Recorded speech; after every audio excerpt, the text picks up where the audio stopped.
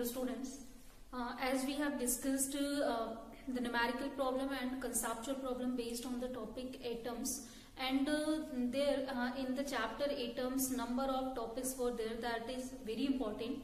Like we have discussed numerical problem based on the models. After that we have discussed numerical problem based on Bohr model and its consequences and the postulate or values that is derived from the Bohr model. Like with the help of Bohr model we can easily calculate the radius of any circular orbit, velocity of moving electron, kinetic energy, potential energy, wavelength whenever it is making transition from higher energy state to lower energy state. So they all that problems we have discussed here. And X-ray spectroscopy, I just told you energy level diagram. So it means that overall we have just discussed whole of the chapter atoms here.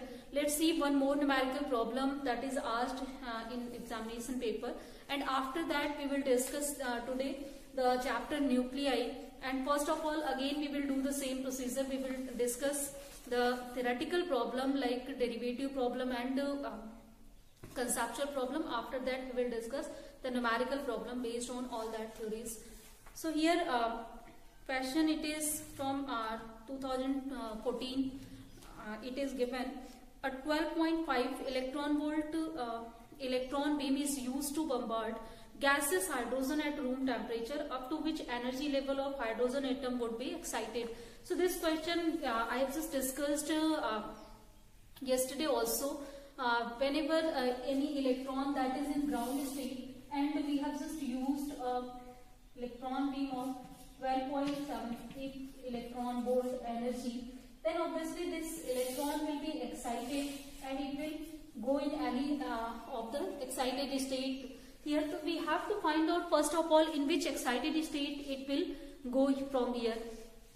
So it is very easy to find out that thing. First, if at room temperature we are talking, then in case of hydrogen at room temperature all of the electrons are in the normal state or ground state. So it means that they are in n is equal to 1 state. So energy of n is equal to 1 state we can easily calculate by using this formula, minus 13.6 upon n square electron volt. So from here this first state energy is 13.6 electron volt.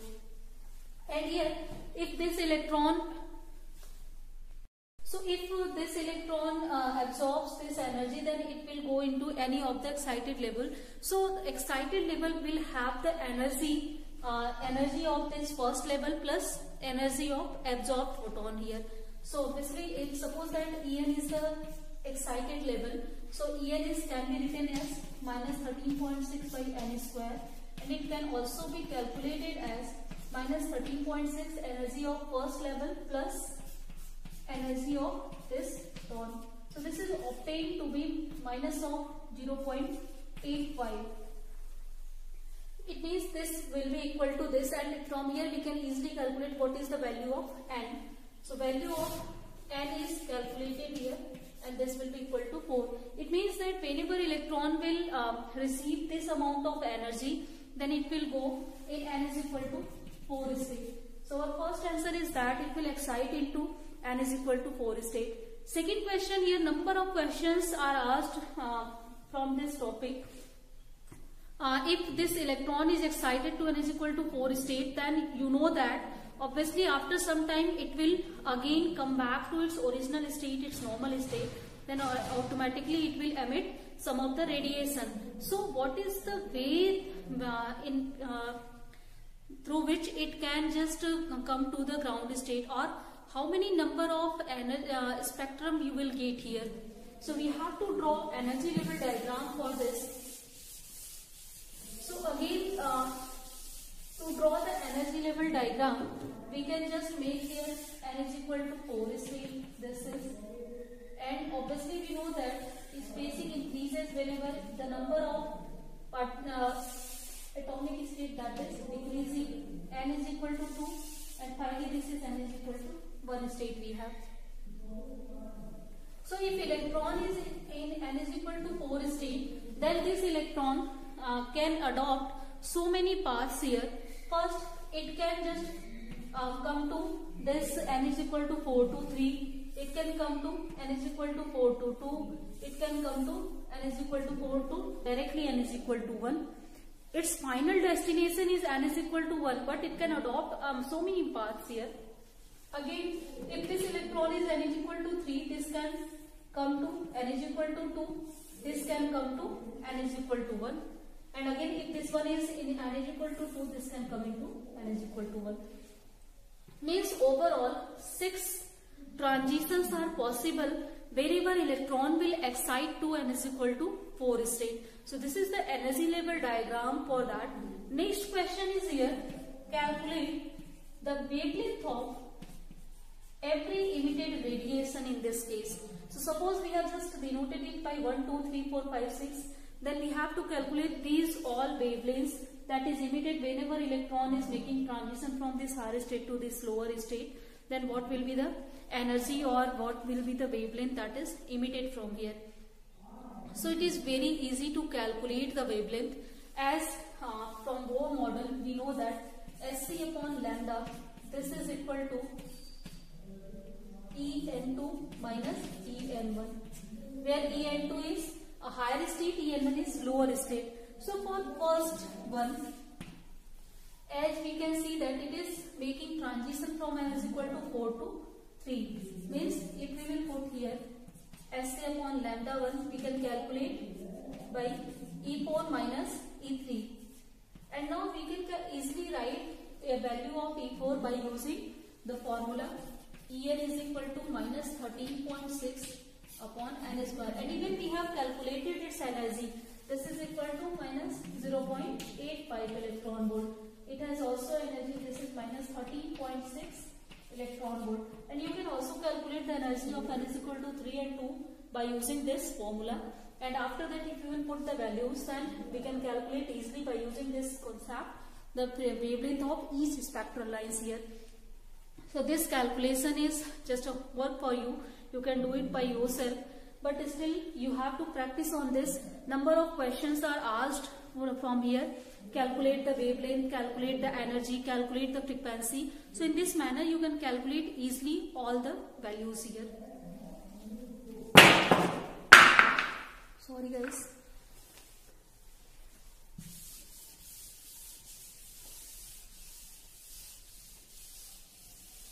So now as we have just completed the chapter atoms, and today it's your exam RT examination also. So let's discuss nuclei chapter here, and mostly from nuclei chapter some of the conceptual problems that are very important here.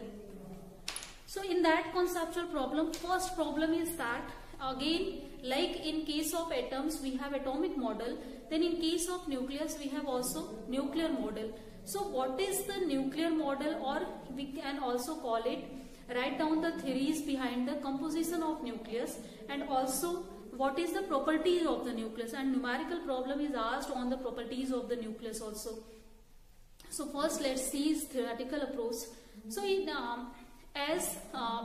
from Rutherford model, it is clear that we have a positively charged nucleus. Later neutron was discovered, but before the discovery of neutron, and hypothesis for the composition of nucleus was given, and that hypothesis was proton neutron electron hypothesis.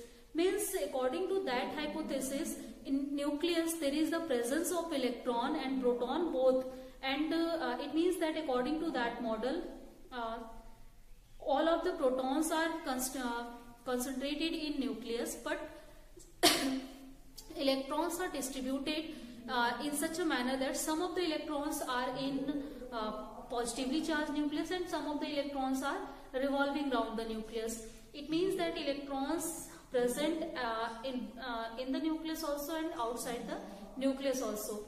So this was the basic assumption behind the proton electron hypothesis about the composition of nucleus.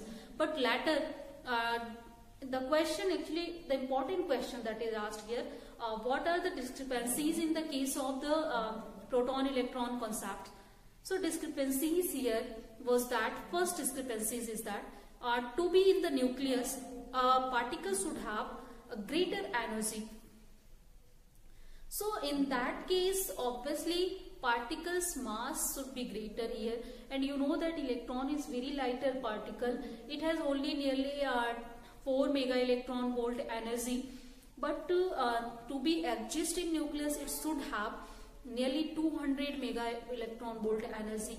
So it means that if electron is not possessing that energy, then that there cannot be the presence of electron. Second concept here, if we will see the spin and angular momenta of the nucleus, then that was not matched with the spin and angular momenta. Spin, it is easy, but angular momenta of electron, that was not matched with the electrons. So number of problems arises there, as we have seen in the case of nucleus.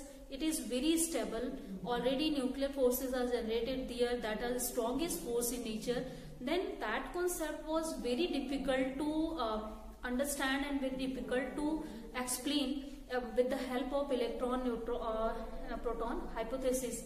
And also this is the complex thing. Some of the electrons are inside the nucleus, some of the electrons are outside the nucleus, and also inside the nucleus the electrons they are behaving differently, outside nucleus are behaving differently, but still with the statistical mechanics concept it was clear that all the elementary particles are identical. Means if one electron has the property or the phenomena it is possessing, then that should be applied to all of the electrons. But here we are talking about two different behavior, that is not possible. So it means that electron proton hypothesis was not possible.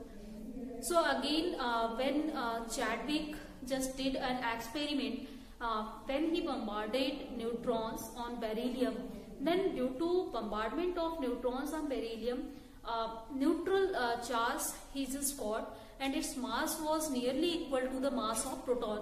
So earliest it was thought that it is also a proton, so that was called neutral proton that time. But later it was discovered that particle is neutral, that is behaving differently, and its mass is nearly equal to mass of proton, not exactly equal to mass of proton, and also that was neutral particle that has no property of the proton there. But if the energy of that neutron is calculated, then that energy was comparable to the energy of nucleus to be exist in that. So later due to all the properties that is needed to be in nucleus, that was satisfied by the neutron. So neutron proton hypothesis was given, and that was accepted easily. The reason is that all the as nucleus constituent like neutron and proton both are satisfying all the properties of nucleus, so that's why they were constituent of the nucleus.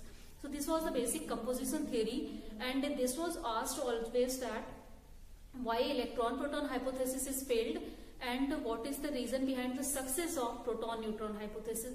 So simple, if you can understand the failure of electron proton hypothesis, then that is the reason of success of neutron proton hypothesis. Clear? Next here the important segment, that is nuclear properties. So only as in this chapter some of the topics are deleted from your syllabus, so that's why you don't have to study a lot in the chapter nuclei, but some of the only chapters here, nuclear properties, you have to just understand that, and after that nuclear reactions you have to study there. Radioactivity is deleted, so you don't have to study that. So first here in nuclear property, again like in case of atoms, any circular orbit that has radius and velocity, kinetic energy, that we have calculated by using Bohr model. Here also for nucleus it is assumed that, and obviously it is given by the Rutherford model, that nucleus is also spherical in shape. So if nucleus is spherical in shape, then definitely it will have some of the radius here. So it is seen that the radius of the nucleus, that is directly proportional to the 1/3 power of the atomic mass. So here one factor, atomic mass, will play a very important role while we are just studying the nuclear properties. Here we have seen the dependency of all the properties on atomic mass. So questions are important here. Means if you have two of the nuclei and you know their atomic masses, then you can just compare their radii. And also if you know radii of one, then you can calculate radii of other. So this was very easy while we are taking the concept of atomic mass here. So this is the radius that is directly proportional to this, and if we will just solve it, then the proportionality sign we will get here, and this proportionality sign has the value 1.5 Fermi, 1.2 Fermi to 1.5 Fermi it can be, means minimum radius that is possible here, and that is obviously possible for hydrogen as the atomic mass there that is equal to 1. So obviously in that case R will be equal to R0. Next second case that we have here properties surface area. So finally if we are talking about any sphere, then you know that a sphere has radius, a sphere has surface area, a sphere has volume, then definitely these three properties we have studied here also. So if we are talking about the surface area, then you know that surface area is directly proportional to R square, or here we can write on both sides we can multiply here by 4 pi, or we can take just square here on both of the sides. So if we will take a square here, then this will be equal to R square, this is equal to R0 square a power 2 by 3 here. And if you will multiply 4 pi both of the side, then this will provide you the relationship between surface area of the nucleus. So it means that the surface area that is directly proportional to a power 2 by 3. So if numerical problem is asked to compare the surface areas, so that will be proportional to a power 2 by 3. That factor you have to keep in your mind. Third here, that is the volume of the nucleus. So here volume of the nucleus, if we will see that, then obviously volume is 4 pi 3 pi r cube. So let's just take the cube of this equation. So this will be equal to r cube, that is r0 cube, and this will be, if you will take cube, then this will be equal to a. It means that if you will multiply 4 by 3 pi, then its volume is directly proportional to a here. Clear? So this is the volume here that is directly proportional to the mass. Greater will be the mass, greater will be the volume of the nucleus. Clear? Next, an important conceptual problem here. Prove that here density of the nucleus that is independent of the atomic mass. Means whatever is the atomic mass, density of mostly all of the nucleus are same here, whether the nuclei are lighter or massive. So let's see how can we get constant density here. So as density, you know that this is defined by mass per unit volume, and here the mass that we are talking, that is atomic mass. Volume that will be equal to V0 if in the place of, as we have V is equal to A for A. So as here this V is directly proportional to A, it means that this V will be equal to some V0 into A. Then the value of V0 that will be equal to 4 by 3 pi R0 cube. And here if we will see, then 4 by 3 pi, this is constant, R0 is also a constant. It means that as a whole V0 is a constant. Obviously this is proportionality constant. So if this A is cancelled out, then this density is obtained as a constant. Means whatever the nucleus that we are taking here, all of the nuclear density that will be constant to any value. It means from here you can see, whenever mass will increase, then according to that volume will also increase, as it is directly proportional. So due to increase in volume in the same amount as the mass, obviously density for whatever is the lighter or heavier nuclei, that will be nearly constant. Clear? As the next property is binding energy of nuclei.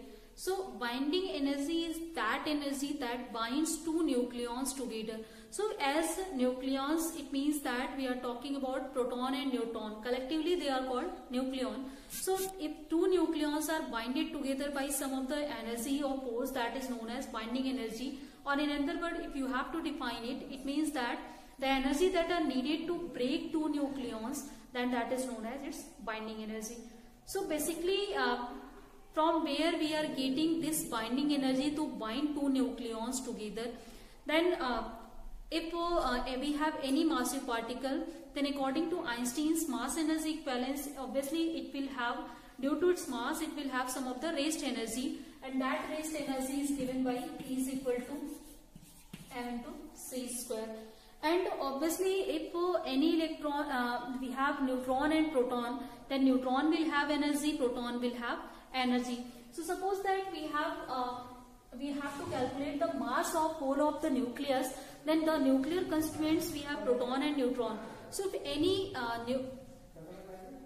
if in any nucleus or any nuclei, suppose Z number of protons we have, A is its atomic mass, then definitely its neutron number, that will be equal to A minus Z, that you know already. So it means if we will calculate the mass of nucleus, then it should be equal to the mass of its constituent particles. So if Z number of protons we have and mass of one proton is mp, then whole of the mass of protons will be Zmp. And also if mass of one neutron is mn, suppose it is taking behind capital M, and here we know that A minus Z number of neutrons are in the nucleus. So this should be the mass of the nucleus by using this constraint. But it has been seen that whenever we are just seeing the nuclear mass, that is always we are getting reduced in some amount than its sum of the constituent proton and neutron. It means that some of the mass is used somewhere. So this used mass or this reduced mass is known as mass defect in the case of nucleus. So if suppose we are calculating this nuclear mass, and we have just seen that this nuclear mass is somewhat less than this value. So suppose delta M mass is reduced from here. So this delta M is known as mass defect in the case of nucleus. So simple, sometimes numerical problems you that is asked to calculate the mass defect, and also after that we have to calculate the binding energy or mass defect energy. So obviously if this mass is defected, this mass is reduced, then this reduced mass is used as the energy to bind these two nucleons together. So it means that if we have to calculate the binding energy through which any nucleus is binded, then we have to just calculate mass defect. And if you know the mass of nucleus and obviously mass of proton and neutron, and you can just calculate number of protons and number of neutrons easily if any atom is given, then we can find out mass defect. And if you will multiply this mass defect by the c square here, so that we will get the energy that is known as binding energy of nucleus. So this binding energy, that is bind together any of the nucleus here, and obviously its value is very large.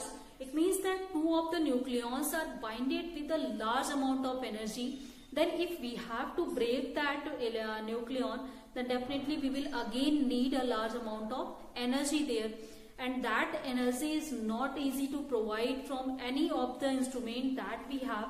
Only we can provide that energy by nuclear fission or fusion, but still you know that nuclear fusion process is not possible to do here. So that's why obviously you can say that we cannot break any of the nucleus. So it means the nucleus is most stable thing here, and also due to its high binding energy, the forces through which any two nucleons are binded, that is the strongest force in the nature we have. So simple nuclear forces are its strongest force. Due to this reason, they have high amount of binding energy, high amount of energy through which they are binded. So I think the binding energy and this is clear. And again, as binding energy per nucleon is deleted, but still we have just discussed it before in classes also. So I think that is remembered. In only binding energy per nucleon, we can divide it binding energy by number of nucleons, means number of protons plus number of neutrons, then that is called binding energy per nucleon, and we can draw the curve between binding energy per nucleon and atomic mass. So according to that curve, we define the stability of the nuclei. Greater will be the binding energy per nucleon, greater will be the stability of the nuclei, and it is obtained the greater stability for iron, that has 8.8 mega electron volt energy there. Clear?